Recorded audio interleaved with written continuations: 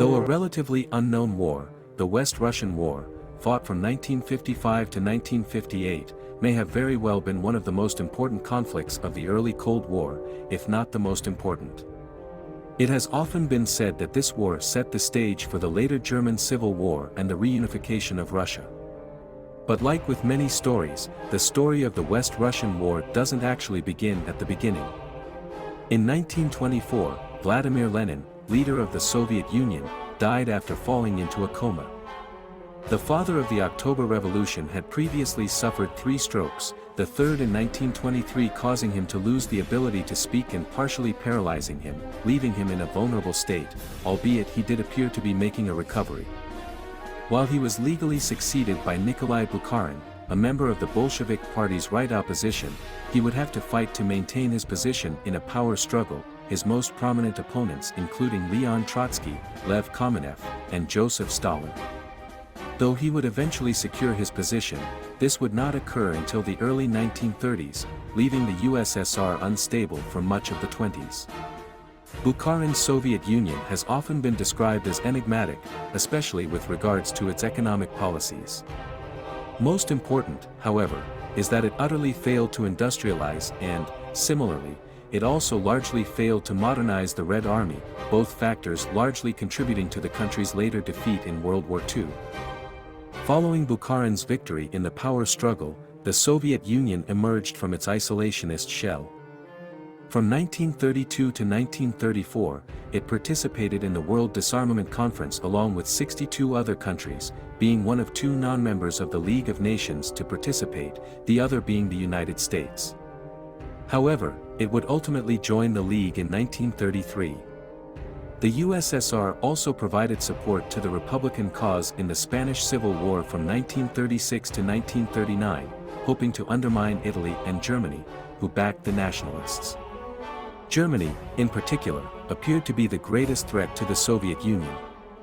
During World War I, the country had knocked Russia out of the war, and though Germany had officially been disarmed according to the Treaty of Versailles, it was rapidly rearming and was virulent to communists. Furthermore, behind closed doors, in the Nazi racial hierarchy, Slavs were to be the servants of Aryans. In Adolf Hitler's vision for Germany's hegemony over Europe, the lands of the Soviet Union were to be a warehouse for all the Reich supplies, especially wheat from the Ukraine and oil from the Caucasus. Though conflict between Soviet Russia and Nazi Germany was perhaps inevitable, the former would still make some attempt to avoid it. In August 1939, just over a week before the outbreak of World War II, the Molotov-Ribbentrop Pact partitioned Poland and the Baltic states between the 2 nations and guaranteed that neither one would attack the other for the next decade. On September 1, Germany invaded Poland, plunging the world into the Second World War, and 16 days later, the Soviet Union would do the same, albeit Britain and France did not issue a declaration of war like they had with Germany.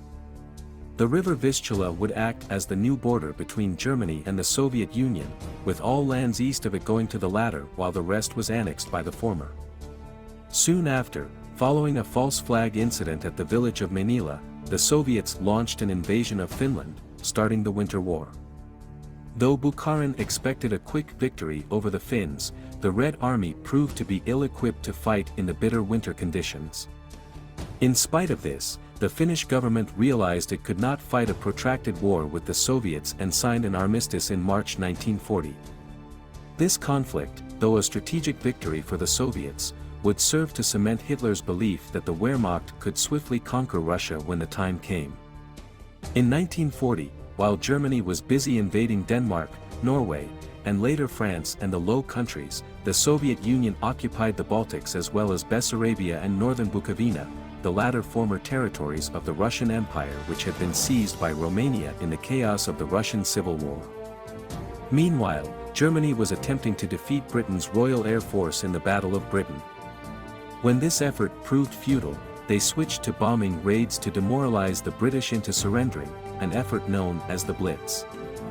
This, too, was unsuccessful, and in May 1941, as the Wehrmacht was gearing up for the invasion of the Soviet Union, the bombings ended.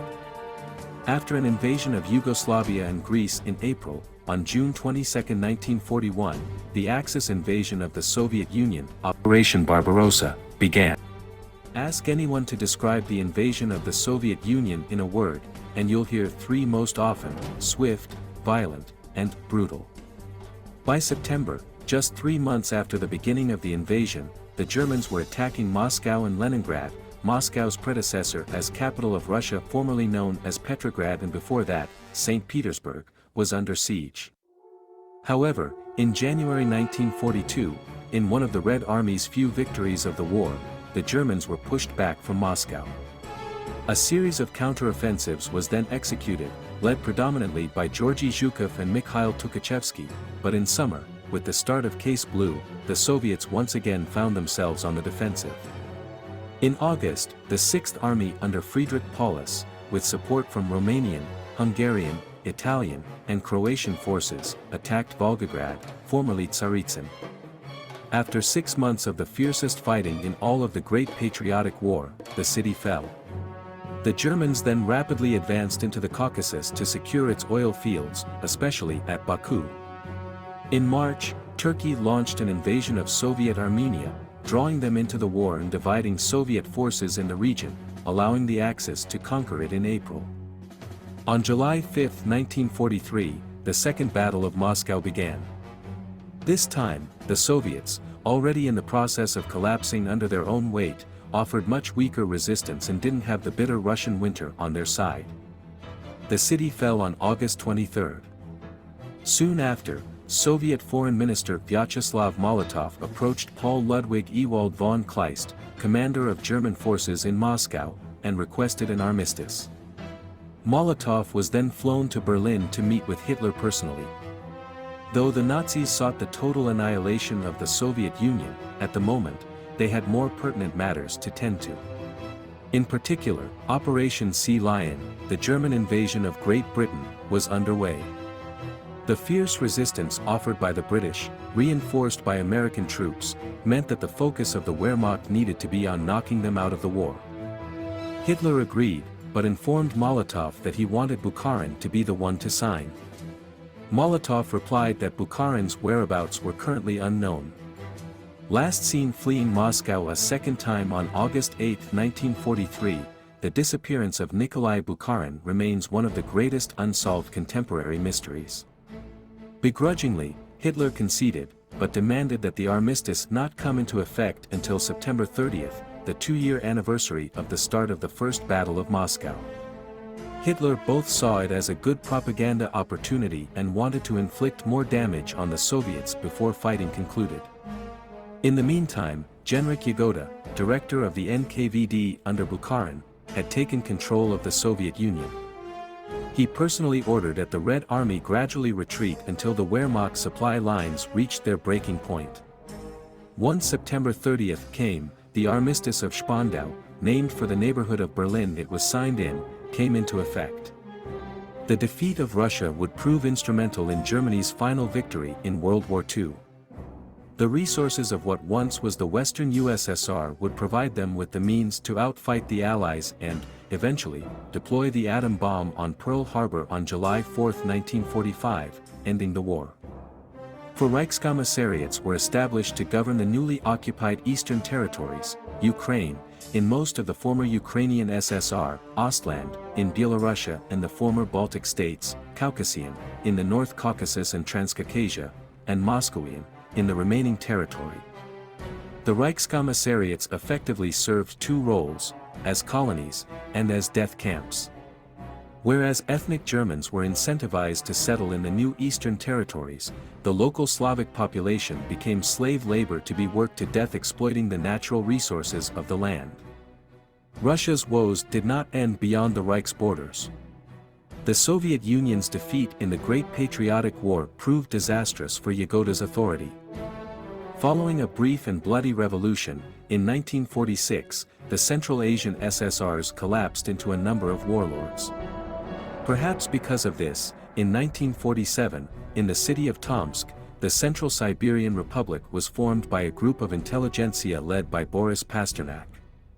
Cut off from the West, Stalin formed his own fiefdom based in Tyumen, the West Siberian People's Republic, and a coalition of Red Army officers led by Marshal Kliment Voroshilov created the West Russian Revolutionary Front in Syktyvkar. The Presidium of the Supreme Soviet, the legislative body of the Soviet Union which still clung to life in Irkutsk, was furious. After 3 years of building up the remnants of the Red Army still loyal to Yagoda, in May 1950, the Siberian War began with a Soviet invasion of the Central Siberian Republic. Meanwhile, Voroshilov met with the various military governors of the front behind closed doors in the city of Rykov. Unbeknownst even to the governors, Voroshilov had been working on an ambitious plan to avenge Russia's defeat at the hands of the Nazis, which he now unveiled. He called it Operation Suvorov. Satisfying the material needs of the operation alone appeared to be a Herculean task. The plan called for 4 million soldiers supported by the latest tanks, aircraft, and artillery guns organized into 6 armies to advance along a front over 2,500 kilometers in length. To aid in the procurement of arms, the front turned to Stalin. While he was initially hesitant to aid the front, given that its leadership had previously been loyal to Bukharan, his right-hand man, Lazar Kaganovich, managed to convince him that in the event of the front's victory, there would be an opening for him to take power. The task of negotiating a deal would be delegated to Kaganovich, who offered West Siberia's industry to the front for the production of equipment. When Voroshilov deemed this insufficient, the cities of Zlatoust and Nizhny Tagil were also leased. High in the Ural Mountains, Zlatoust was the ideal city for the construction of industry. Resources were available at a moment's notice, and the concealment of the mountains made them a difficult bombing target. Voroshilov ordered that massive factories be constructed under the mountains and the mountains themselves, mined until they were practically hollow. This endeavor, codenamed Project 628, was led by Yevgeny Dragunov, an engineer who had worked for Izmash during World War II. He earned a reputation for being a benevolent dictator, showing mercy to the Gulag inmates used to dig the tunnels. Though this effort began in 1950, production would not begin until 1952, but when it did, it was on an unprecedented scale. For 3 years, the factories would produce around 5,000 guns a day for a total of almost 5.5 million. Nizhny Tagil, meanwhile, was home to the Ural-Vagonzavod industrial complex, one of the largest industrial centers in Russia and the largest manufacturer of tanks in the world during World War II. Most tanks built here were T-34s, medium tanks which had proved their worth during the war, outperforming Germany's armored forces, which mostly consisted of Panzer IIIs and Panzer IVs, in the early stages of the war. While most tanks produced here were still T-34s, they were largely of a new model, the T-34-85, fitted with a higher caliber gun.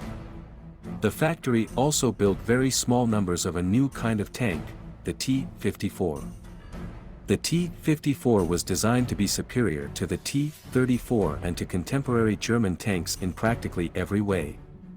It was equipped with a 100mm gun and had a 500 horsepower engine, as well as 205mm of armor at its most armored point. Most importantly, however, was the inclusion of a stabilizer, which allowed it to fire accurately on the move, whereas practically all tanks at the time could only do one or the other.